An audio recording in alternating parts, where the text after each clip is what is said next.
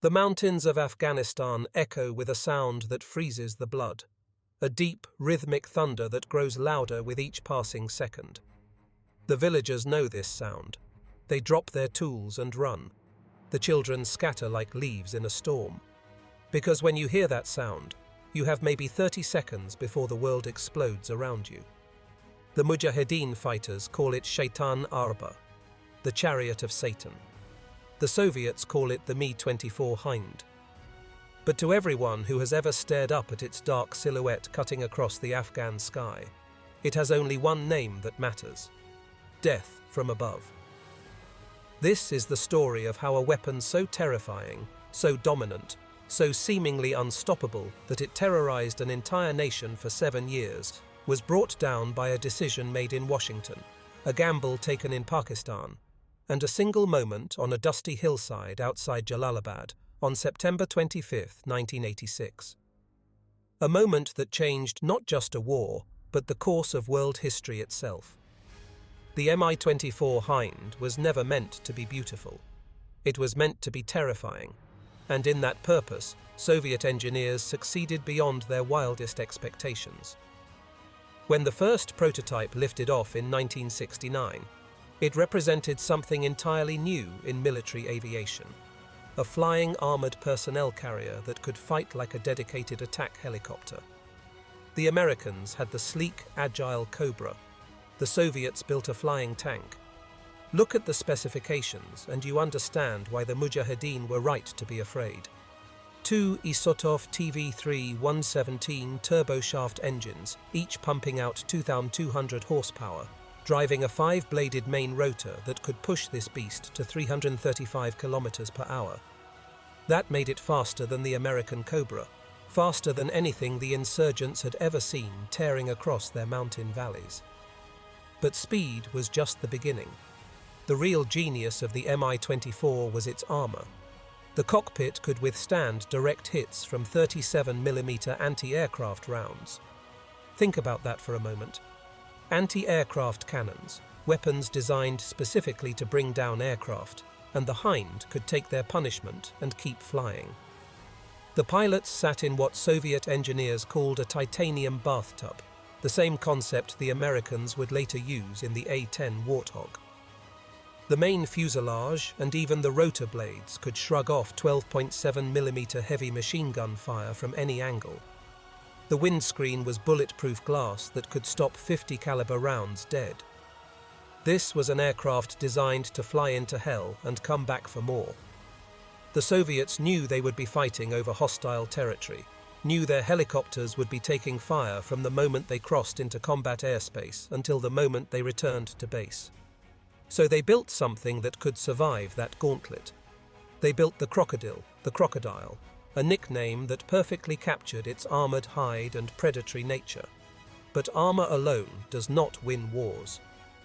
The Mi-24 carried enough weaponry to level a village. A chin-mounted turret housed a 4-barrel 12.7mm Yak-B Gatling gun, capable of spewing 4,000 to 5,000 rounds per minute. Later variants mounted a fixed 30mm GSH-30K cannon, the same weapon used on the Su-25 ground attack aircraft. 6 hardpoints on stub wings could carry up to 192 unguided rockets in various calibers, anti-tank guided missiles, bombs weighing up to 1,500 kilograms, or gun pods with additional 23mm cannons. And unlike the American Cobra or the later Apache, the Mi-24 had one more trick. It could carry 8 fully equipped soldiers in its cargo bay. It could insert special forces teams deep into enemy territory, provide devastating close air support while they completed their mission, and extract them under fire. It was a gunship and a transport in one armored package.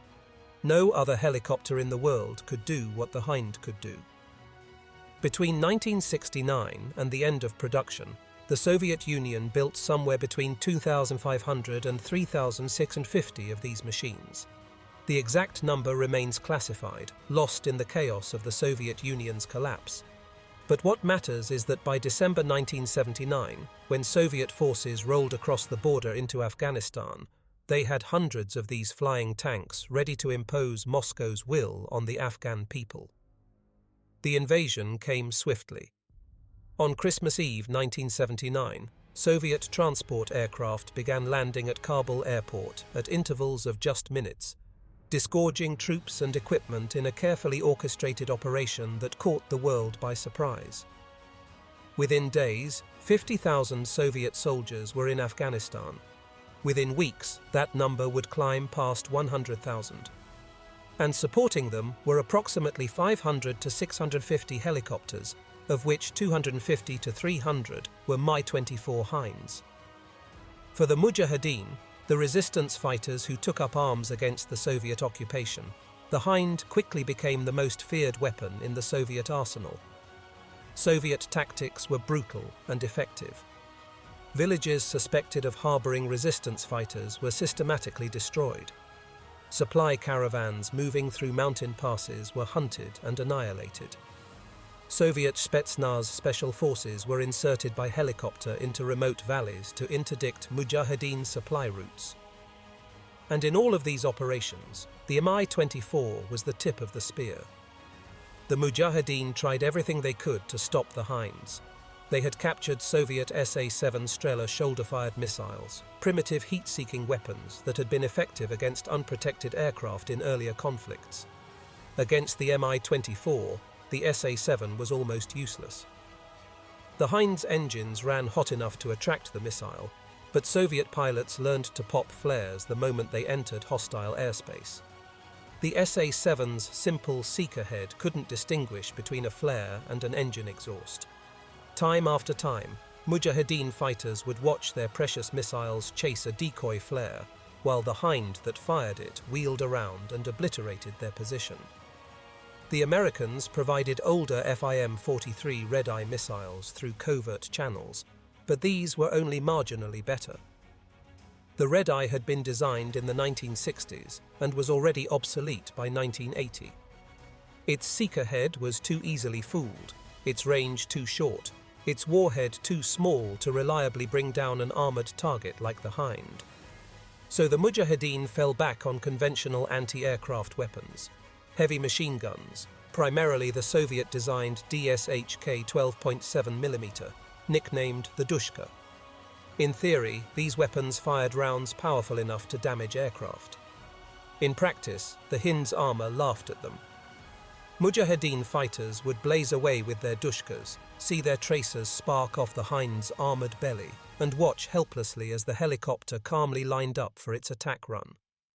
Then the Yak-B would open up and the world would turn into a storm of dust and blood and screaming metal. From 1979 through 1985, the Mi-24 Hind ruled the skies of Afghanistan essentially unchallenged. Soviet pilots grew confident, perhaps overconfident. They developed tactics that maximized the Hind's strengths, flying in pairs or groups, using their speed to rapidly close with targets, unleashing devastating barrages of rockets and cannon fire, then breaking away before ground forces could respond effectively. They learned the terrain, memorized the valleys and passes where Mujahideen were likely to be found, and turned their helicopters into instruments of systematic terror. The human cost was staggering. Entire villages were reduced to rubble. Women and children learned to recognize the sound of rotor blades and developed an instinct for finding cover in seconds. Farmers abandoned fields that were too exposed to aerial attack. Supply routes shifted constantly as the Soviets interdicted them from the air. The Mujahideen were brave, fanatically determined, and willing to die for their cause. But bravery means nothing against 30mm cannon shells when you have no way to fight back. In Washington, a very different kind of war was being fought. Operation Cyclone, the CIA's covert program to arm and support the Afghan resistance, had begun under President Jimmy Carter in 1979, with an initial budget of just $20 to $30 million per year. The goal was simple: make the Soviet occupation expensive and painful, but avoid direct confrontation that might escalate into a superpower conflict. The means were complex: working through Pakistani intelligence, funneling money and weapons to various Mujahideen groups, maintaining plausible deniability about American involvement. When Ronald Reagan took office in 1981, he brought with him a harder line toward the Soviet Union. Reagan called the USSR an evil empire and was willing to back up that rhetoric with action. Under his administration, Operation Cyclone's budget exploded. By 1987, the United States was spending $630 million per year on the program, matched dollar for dollar by Saudi Arabia. Over the entire course of the operation, the total cost would exceed $20 billion, making it one of the longest and most expensive covert operations in CIA history. The architect of this expansion was an unlikely trio. Charlie Wilson was a Democratic congressman from Texas who sat on the House Defense Appropriations Subcommittee, which controlled the CIA's budget. Wilson had visited refugee camps on the Pakistan-Afghanistan border and been moved by what he saw: families torn apart, children maimed by Soviet bombs, entire communities living in squalor after being driven from their homes. He became obsessed with helping the Mujahideen and used his position to funnel ever-increasing amounts of money into Operation Cyclone. Working with Wilson was Gust Avrakotos, a CIA officer who ran the Afghan task force. Avrakotos was a veteran of covert operations, a street-smart operative who understood how to move weapons and money through the shadowy channels of international arms dealing. He was blunt, profane, and utterly committed to making the Soviets bleed in Afghanistan. The third member of the team was Michael Vickers, a former Green Beret who joined the CIA and became the strategic planner for the Afghan operation. Vickers was a military genius who understood not just how to fight a guerrilla war, but how to arm and equip an insurgency to maximize damage to a conventional military force. He studied Soviet tactics, analyzed their weaknesses, and constantly pushed for more sophisticated weapons to be sent to the Mujahideen. By 1985, the question on everyone's mind was this: how do we stop the Hinds? The Mi-24 had become the symbol of Soviet power in Afghanistan. If the Mujahideen could bring down the Hinds, it would shift the entire dynamic of the war. Ground forces could move more freely. Supply routes would be less vulnerable. Most importantly, the psychological impact would be enormous. Soviet pilots who believed themselves invulnerable would suddenly be vulnerable. Afghan fighters who felt helpless against aerial attack would have a weapon that could strike back. The answer existed. The United States had developed it specifically to counter the threat of Soviet helicopters in a potential conflict in Europe. It was called the FIM-92 Stinger, and it was everything the SA-7 and Red Eye were not. The Stinger used a sophisticated infrared seeker head that could distinguish between a flare and an actual engine. It had a longer range, a more powerful warhead, and most importantly, it worked. In tests, the Stinger had proven devastatingly effective against helicopters. But sending Stingers to Afghanistan was a decision fraught with risk. Each missile cost $38,000 in 1986 dollars, expensive but not prohibitive for the American defense budget. The real problem was security. The Stinger represented cutting-edge American military technology. If even one missile fell into Soviet hands intact, Soviet engineers could reverse engineer it, understand its capabilities, and develop countermeasures. Worse, the Soviets could share that technology with other adversaries of the United States. There was also the risk of escalation. Covert support was one thing. Providing weapons that would unquestionably kill Soviet aircrews was another. Would Moscow see this as a direct American attack? Would they retaliate, perhaps by providing more sophisticated weapons to America's enemies elsewhere in the world? The Reagan administration had to weigh the potential benefits against the very real possibility of making the Cold War much hotter. The debate raged through 1984 and into 1985.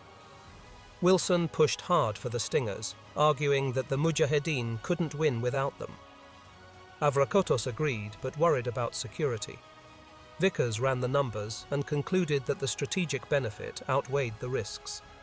But the final decision had to come from the top.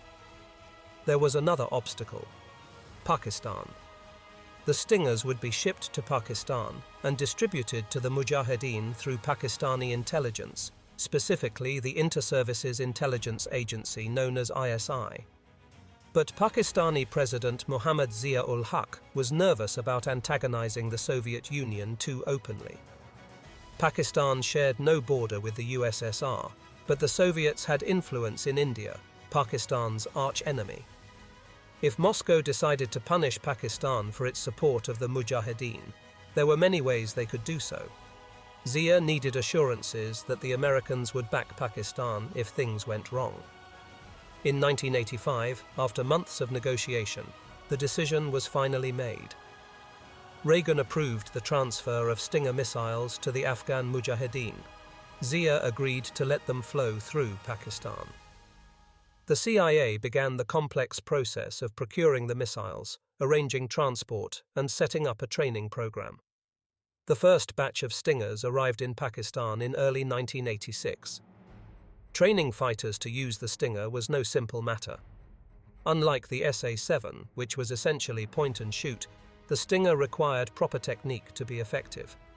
Operators had to understand how the seeker head worked, how to track a target, when to fire for maximum effect. The CIA couldn't send American instructors directly into Afghanistan without blowing plausible deniability, so they set up a covert training facility at Ojri Camp near Rawalpindi in Pakistan. The instructors were American Special Forces, primarily Green Berets and Delta Force operators, operating undercover. The students were carefully selected Mujahideen fighters, chosen for their experience, reliability, and commitment to the cause. The training lasted 1 month and was intensive. Because actual Stingers were too valuable to waste on training shots, students practiced with non-functional trainers, aiming at light bulbs hung from wires to simulate the infrared signature of an aircraft engine.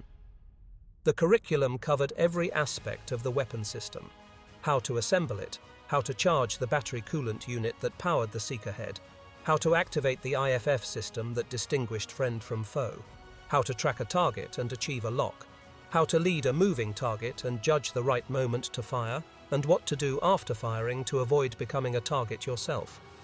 The washout rate was high. Only 8 students graduated from every 10 who began training. Those who graduated were divided into 2-man teams: a commander who made tactical decisions, and a shooter who operated the weapon. The teams were then assigned to different Mujahideen groups and sent into Afghanistan with orders to document their first successful engagement on video.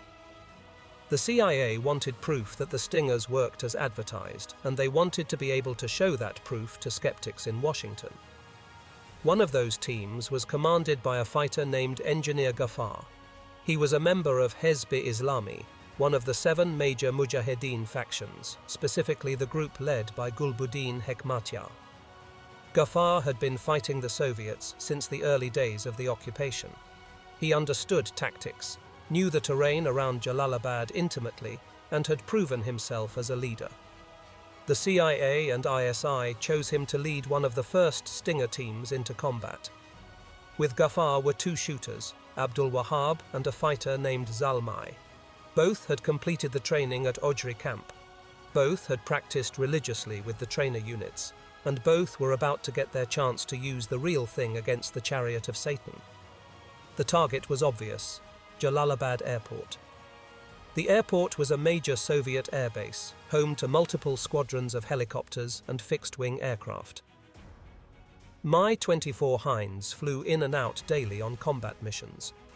If you wanted to ambush Soviet aircraft, Jalalabad was the place to do it.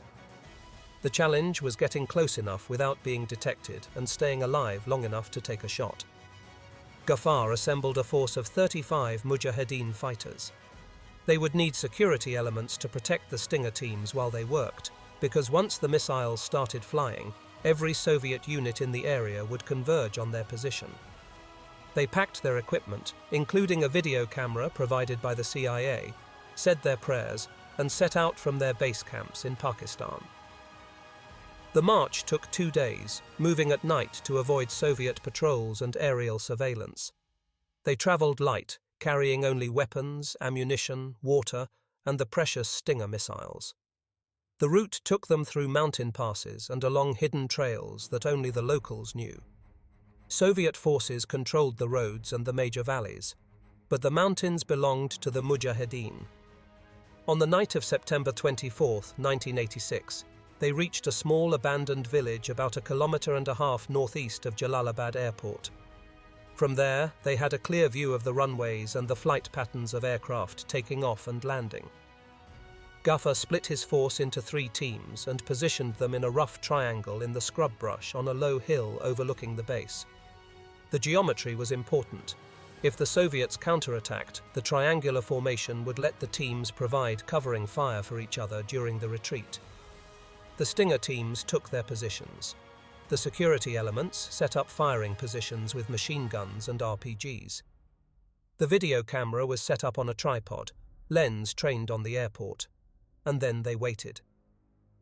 Night in the Afghan mountains is cold even in September.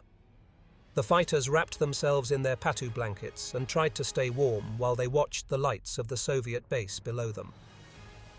Helicopters came and went throughout the night. Each time, the Mujahideen tensed, but the orders were clear. Wait until morning when lighting conditions would be better for the video documentation. Dawn broke cold and clear on September 25, 1986. The fighters performed their morning prayers while keeping watch on the airfield below. By mid-morning, the base was fully active.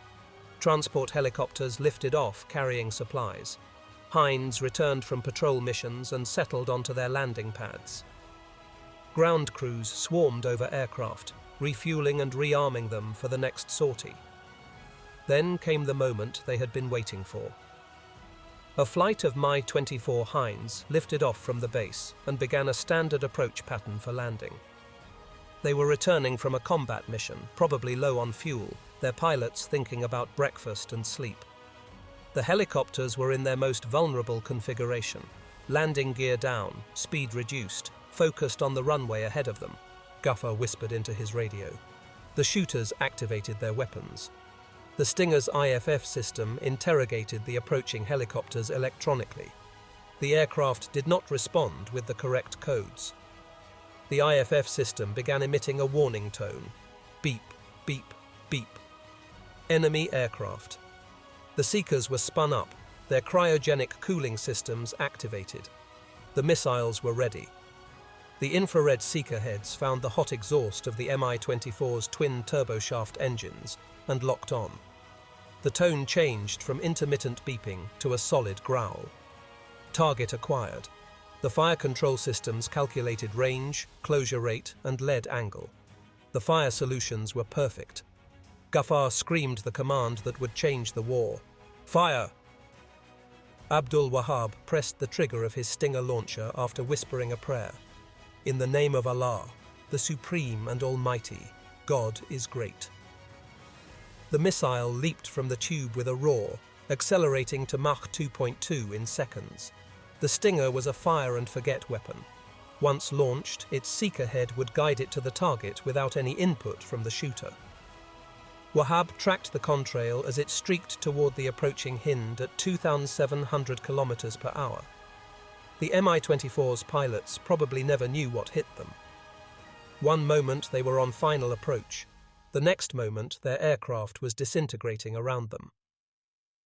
The Stinger's warhead detonated near the tail boom, and the explosive force combined with razor-sharp fragmentation tore through the Hind's tail rotor assembly. The helicopter began to spin violently, the main rotor still providing lift but with no anti-torque to counteract it. Fire erupted from the engine cowling. The Hind tumbled from the sky and smashed into the ground near the runway in a ball of flame.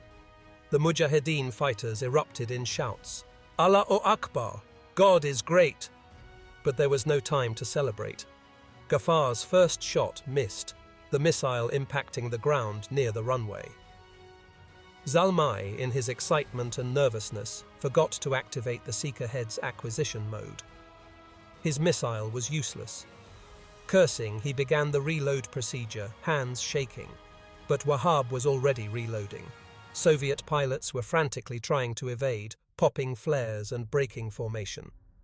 But the Stinger's sophisticated seeker heads ignored the flares. Gafar got his second missile ready, found another target, achieved lock, and fired. The second Hind exploded in mid-air, its ammunition cooking off in a spectacular fireball that lit up the morning sky. The Soviet base erupted into chaos. Sirens wailed. Anti-aircraft batteries opened fire blindly, not knowing where the attack was coming from. Armored vehicles began moving toward the likely firing positions. The Mujahideen knew they had only minutes before the counterattack arrived. Zalmai finally got his weapon ready and fired. His missile found its mark as well. Different accounts exist about the exact number of Hinds destroyed that morning. The Mujahideen claimed 3. The CIA, reviewing the video footage, confirmed at least 3 kills.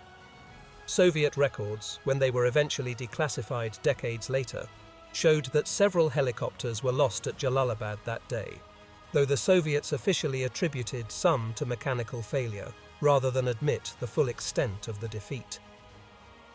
What is beyond dispute is that engineer Gafar and his team had accomplished something unprecedented. In the space of a few minutes, they had proven that the Mi-24 Hind, the chariot of Satan, the flying tank that had terrorized Afghanistan for 7 years, was not invincible after all. They had proven that a man with a Stinger missile could bring down the most feared weapon in the Soviet arsenal. The Mujahideen didn't stay to admire their handiwork. Soviet tanks were already moving out from the base, infantry dismounting to sweep the hills. The fighters grabbed their gear, policed up the expended missile tubes, and ran. The retreat was a 2-day forced march back to the safety of the Pakistani border, traveling by night and hiding by day, constantly worried that Soviet forces were tracking them. But they had the video. The grainy, shaky footage showed the missiles streaking upward, the impacts, the fireballs. A Mujahideen cameraman had documented the first successful Stinger engagement in Afghanistan. When Gafar crossed back into Pakistan, CIA officers were waiting for him. They took possession of the videotape, verified the kills, and immediately sent the footage back to Washington. The video made it all the way to the White House. President Reagan himself watched it. For the architects of Operation Cyclone, this was vindication. The Stingers worked. The risk had been worth it. And now they could expand the program dramatically. By the end of 1986, just months after that first engagement at Jalalabad, the Mujahideen had shot down 23 Soviet aircraft. The CIA responded by shipping more than 2,300 additional Stingers to Pakistan. Virtually every major Mujahideen group received allocations. More fighters were trained. The missiles spread across Afghanistan like a plague. The effect on Soviet operations was immediate and catastrophic. Pilots who had grown accustomed to operating with impunity suddenly found themselves vulnerable every time they took off.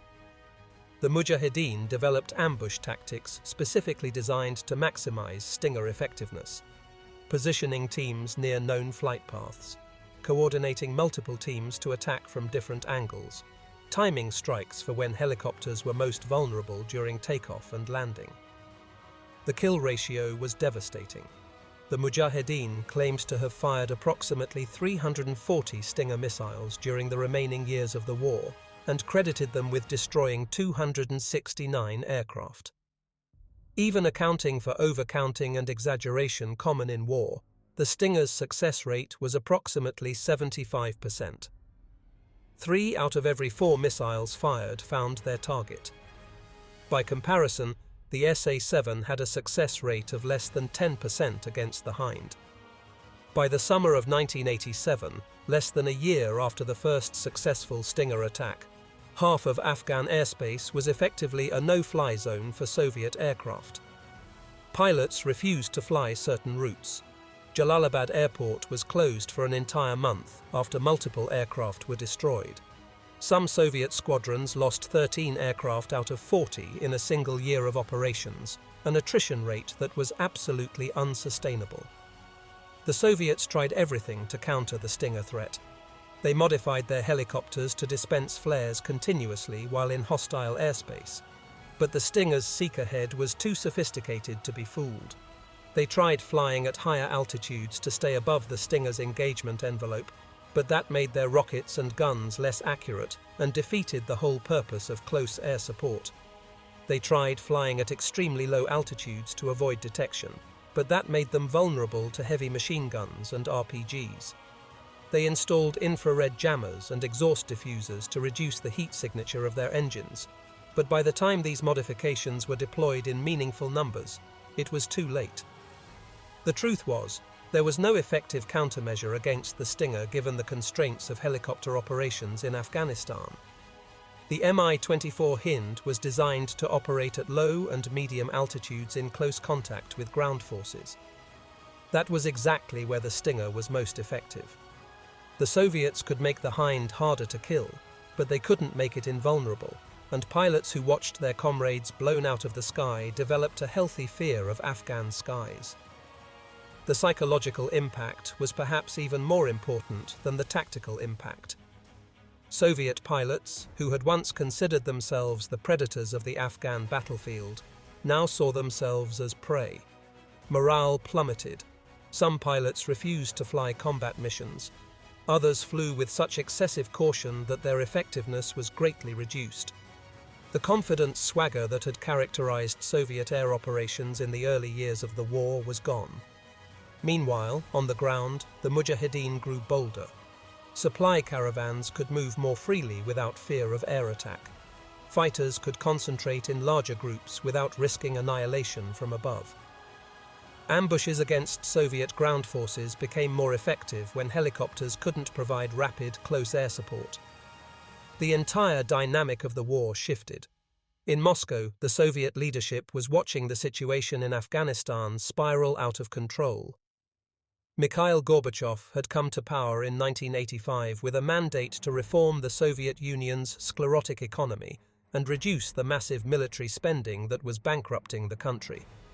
Afghanistan was bleeding the USSR of money, manpower, and international prestige. Gorbachev famously called it a bleeding wound, and he was right. The decision to withdraw from Afghanistan was not made quickly or easily. In October 1985, shortly after taking power, Gorbachev convened a meeting of the Politburo to discuss options. The hardliners argued that withdrawal would be seen as weakness, that it would embolden America and undermine Soviet credibility. But Gorbachev and his allies argued that continuing the war was unsustainable. The Soviet Union was spending billions of rubles every year in Afghanistan. Casualties were mounting, and most critically, they were no closer to victory than they had been in 1979. The Stinger tipped the scales. Without air superiority, Soviet ground forces couldn't operate effectively in the Afghan mountains. They couldn't protect their own supply lines. They couldn't prevent the Mujahideen from concentrating forces. They couldn't win. And if they couldn't win, there was no point in continuing to pour resources into a bottomless pit. In February 1986, Gorbachev made a public announcement at the 27th Congress of the Communist Party that the Soviet Union would seek a political settlement in Afghanistan. It took 2 more years of negotiation to work out the details, but on April 14, 1988, the Geneva Accords were signed. The Soviet Union agreed to withdraw all of its forces from Afghanistan. The withdrawal would begin on May 15, 1988, and be completed within 9 months. The Soviet pullout was carefully choreographed. Troops withdrew in phases, falling back to major cities and bases, then evacuating those positions and moving toward the border. Soviet doctrine emphasized that a retreat should be conducted in good order, maintaining unit cohesion and preventing panic. In this, they succeeded. Despite constant harassing attacks from the Mujahideen, the Soviet withdrawal proceeded according to plan. But it was a bitter humiliation nonetheless. These were soldiers who had been told they were bringing progress and civilization to a backward nation. They were leaving a country that hated them, had never wanted them, and had fought them every day for nearly a decade. They left behind tens of thousands of their comrades in graves scattered across Afghanistan, and they left knowing that all the sacrifice had accomplished nothing. On February 15, 1989, the last Soviet soldier crossed the bridge over the Amu Darya River out of Afghanistan. His name was Lieutenant General Boris Gromov, and he had commanded the 40th Army through the final year of the occupation. Gromov carefully arranged to be the last man out, walking across the bridge alone while journalists filmed the symbolic moment. He gave a brief statement to the press. "That's it. Not a single Soviet soldier remains behind me." The cost of the 9-year war was staggering. Approximately 15,000 Soviet soldiers were killed, with another 50,000 wounded. Some estimates put Soviet casualties higher, suggesting that the official figures understated deaths and injuries. The financial cost was in the billions of rubles, a burden the Soviet economy could ill afford. For Afghanistan, the cost was incomparably worse. More than 1 million Afghans died during the Soviet occupation. 5 million more became refugees, fleeing to Pakistan and Iran. The country's infrastructure was destroyed. The agricultural system was devastated by years of Soviet scorched earth tactics. Unexploded mines littered the countryside, killing and maiming people for decades afterward. And the Mujahideen groups that had united against the Soviet invaders immediately turned on each other, plunging Afghanistan into a civil war that would eventually give rise to the Taliban. But in February 1989, all of that was still in the future. What mattered at that moment was that the Soviet Union had been defeated, not by another superpower, but by a loose coalition of tribal fighters armed with determination and American weapons. The invincible Red Army had been forced to retreat. It was the first time the Soviet military had lost a war since the founding of the Soviet state. The reverberations of that defeat echoed far beyond Afghanistan. Soviet citizens who had been told that their country was strong and unbeatable now saw the lie exposed. Satellite states in Eastern Europe took note that the Soviets were not, in fact, invincible. Gorbachev's reforms, which were supposed to save the Soviet Union, instead accelerated its collapse. In 1989, the Berlin Wall fell. In 1991, the Soviet Union itself dissolved. Historians debate how much of this can be attributed directly to the Afghan defeat versus other factors like economic stagnation and political reform. But Soviet Foreign Minister Eduard Shevardnadze, who helped negotiate the Afghan withdrawal, later said, "The decision to leave Afghanistan was the first and most difficult step. Everything else followed from it." The United States celebrated the Soviet defeat as a triumph of American resolve and covert operations. Operation Cyclone was held up as a model of how to wage proxy war against a superpower without direct confrontation. Charlie Wilson became a hero to conservatives. The CIA officers who ran the program were lauded for their creativity and effectiveness. But there was also deep concern about what would happen to the Stinger missiles after the war ended. The CIA had supplied approximately 2,300 to 2,500 Stingers to the Mujahideen. After the Soviet withdrawal, many of those missiles were still in Afghanistan, in the hands of fighters who no longer had a common enemy. What if those missiles ended up being used against American aircraft? The CIA initiated a buyback program, offering tens of thousands of dollars for each Stinger returned to American control. Some Mujahideen groups cooperated, but many refused. The missiles were valuable, both as weapons and as bargaining chips. By some estimates, approximately 600 Stingers were never recovered.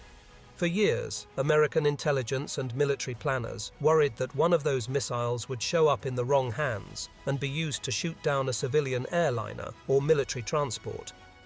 Fortunately, time solved the problem that money could not.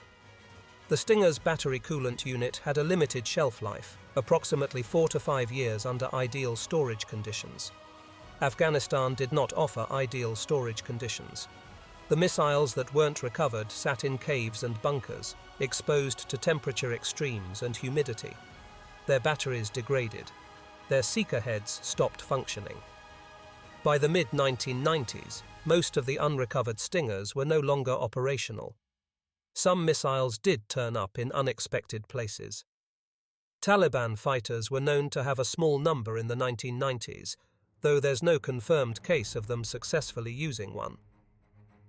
Several Stingers were recovered in Kashmir, presumably smuggled there by Pakistani intelligence. Iran claimed to have acquired several through various channels.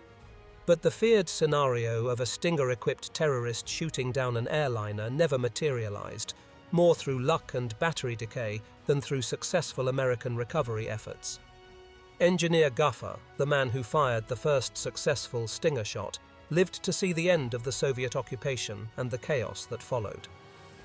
After the Soviets withdrew, the Mujahideen factions turned on each other. Gafar's group, Hezb-e-Islami under Gulbuddin Hekmatyar, fought against other factions for control of Kabul and other cities.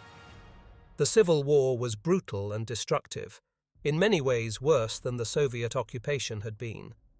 In 1990, Gafar was captured by a rival Mujahideen faction.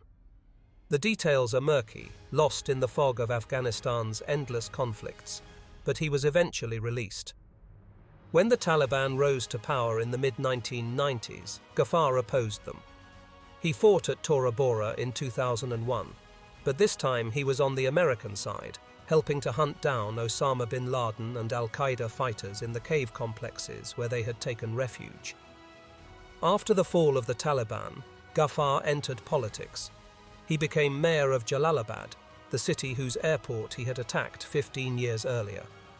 But Afghan politics are treacherous, and he was eventually removed from office by President Hamid Karzai's government. In later years, he became a regional representative for a splinter faction of Hezb-e-Islami that had renounced violence and participated in the political process. In 2008, a reporter from Stars and Stripes tracked down Gafar and interviewed him about that day in September 1986. Gafar was in his 50s by then, weathered by decades of war, but his memory of the attack was crystal clear. "That was a very beautiful day," he said through a translator.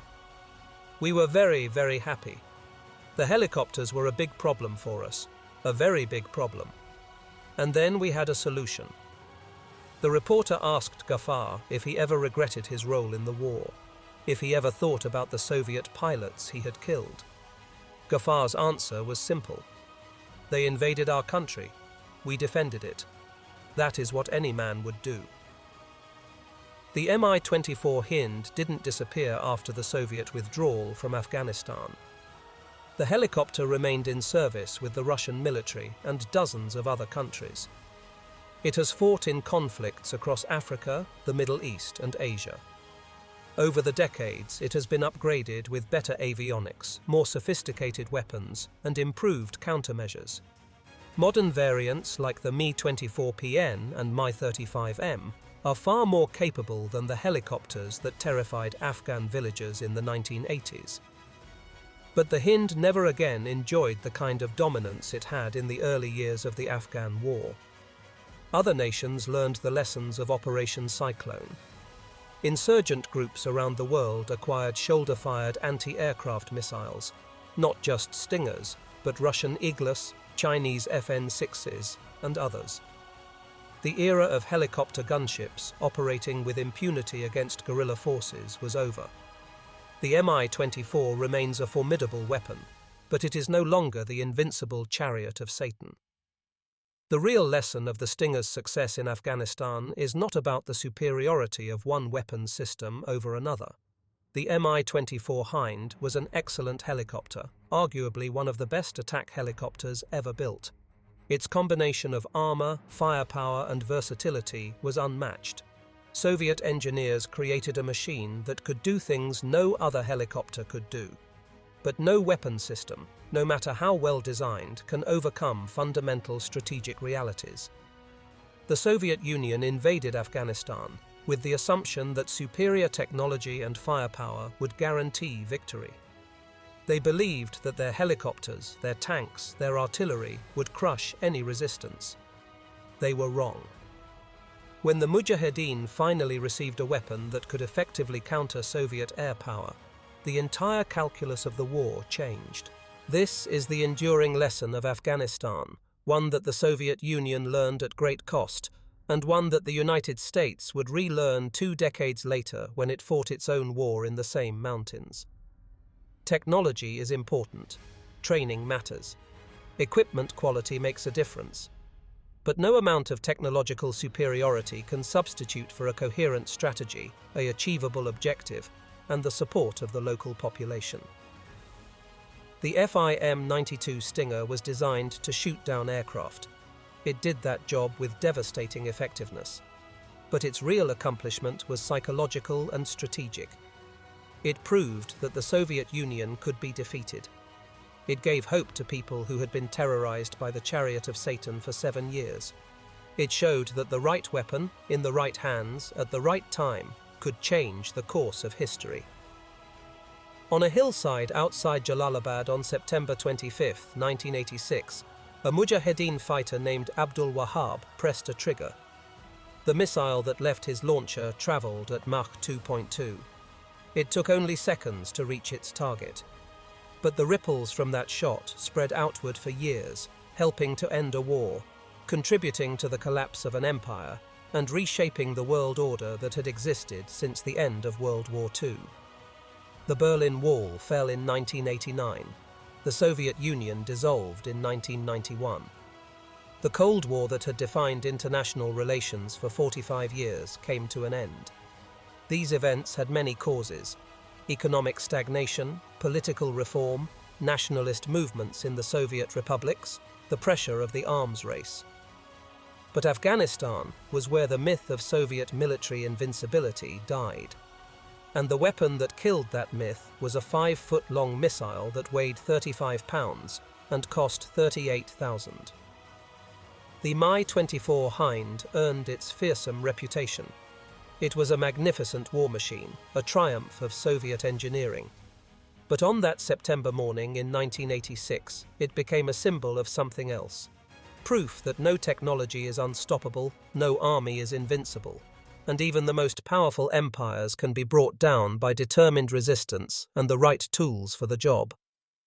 Today, if you visit Afghanistan, you can still see the rusting hulks of Mi-24 helicopters scattered across the country. Some were abandoned during the Soviet withdrawal. Others were shot down and never recovered. They sit in remote valleys and on wind-swept hilltops, slowly being reclaimed by the desert. Local children play on them, unaware of the terror these machines once inspired. Engineer Gafar is an old man now, if he still lives. The Mujahideen fighters who stood with him that day are grandfathers or gone. The Soviet pilots who flew the Hinds are retired or dead. The CIA officers who planned Operation Cyclone have written their memoirs and given their interviews. The politicians who made the decisions are part of history. But the lessons endure. The chariot of Satan fell not because it was a bad helicopter, but because it faced a weapon system specifically designed to kill it, operated by fighters desperate enough and brave enough to use it effectively. In war, as in life, there is no such thing as invincible. There is only the question of whether your enemy has found the right tool to defeat you yet. On September 25, 1986, on a hillside outside Jalalabad, the Afghan Mujahideen found that tool. The Stinger missile that Abdul Wahab fired that morning was one small piece of metal and circuitry and explosive, launched by one man fighting for his country's freedom. But it helped bring down an empire. And that is how history changes. Not always through great battles and grand strategies, but sometimes through one moment, one decision, one finger on one trigger. The Soviet withdrawal from Afghanistan was not the end of the story for that country or that region. In many ways, it was just the beginning. But that is another story for another day. What matters for our purposes is this. The Mi-24 Hind was the most feared weapon of its time, and the Mi-92 Stinger was the weapon that made it mortal. The chariot of Satan could be stopped, and once everyone knew that, the war was already lost.